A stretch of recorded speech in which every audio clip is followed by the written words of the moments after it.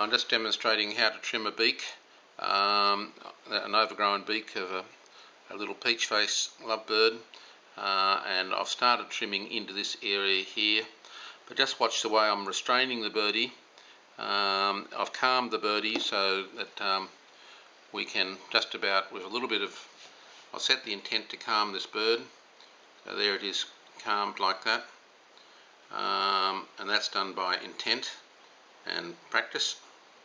And I'm just securing her gently.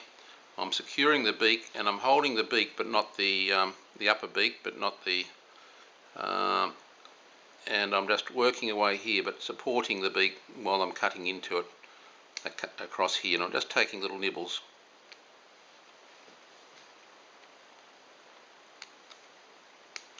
This is a pretty severe case of a beak trim. Without the calming, there'd probably be a general anaesthetic job. Just quietly give a rest and just calm again and reassure. And you can see the progress we're making here. We're just working our way across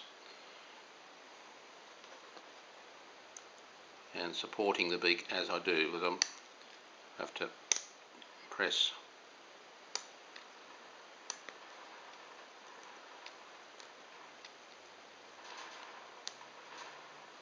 I'm not just going to clip right across, or that's going to put a lot of pressure on the blood vessels and nerves.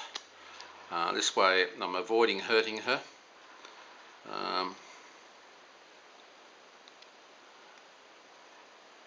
She's just calm there like that.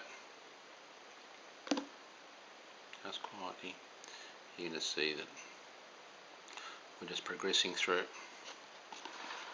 And when a beak is this long, very often the quick extends down the beak further than normal. So we're just trimming away, nibbling, what I call nibbling the beak. Just quietly, baby. Just quietly. I just want to show the camera that we can just hang on to the upper beak like that, and there she is, like that. Just quietly. So this shows the value of learning how to talk to little birdies and to bring in love, compassion, peace. Speak to them. I'm here to help you. I'm helping you. And this is pretty amazing.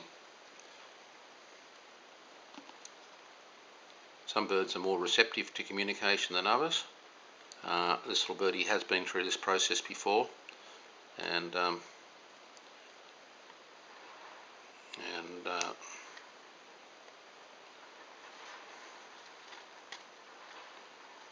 just getting up to there now, and we're making progress.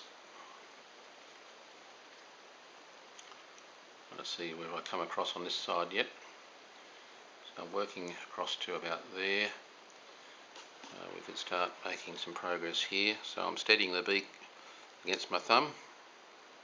I'm making sure while I'm doing this that I'm not putting any pressure on the chest or the respiratory system. So the way I hold the birdie is critical to this process. I'm having to use quite a lot of force with my right hand and the things, but we're making progress. Right, we've got that far, and now we're going to do some tidying up.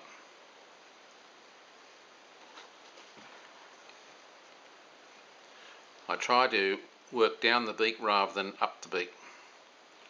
So I put the clippers in that direction rather than doing this way, which is more likely to create a split.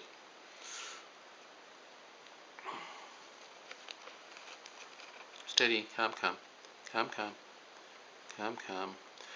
We call this condition rye beak. This birdie has had cytosine beak and feather disease.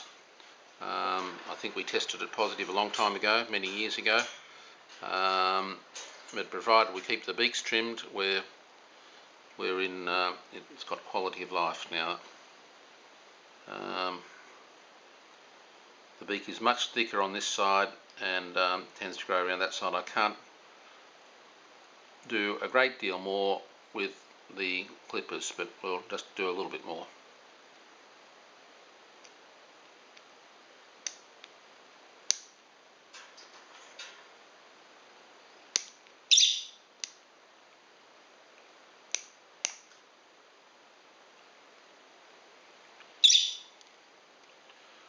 Yeah, I'd like to just nibble a bit in there.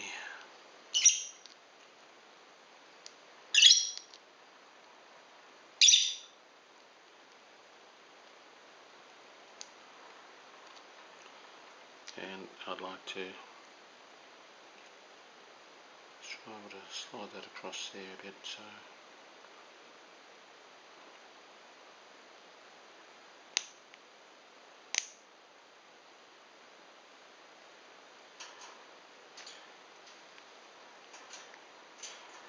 what's your tongue, sweetie?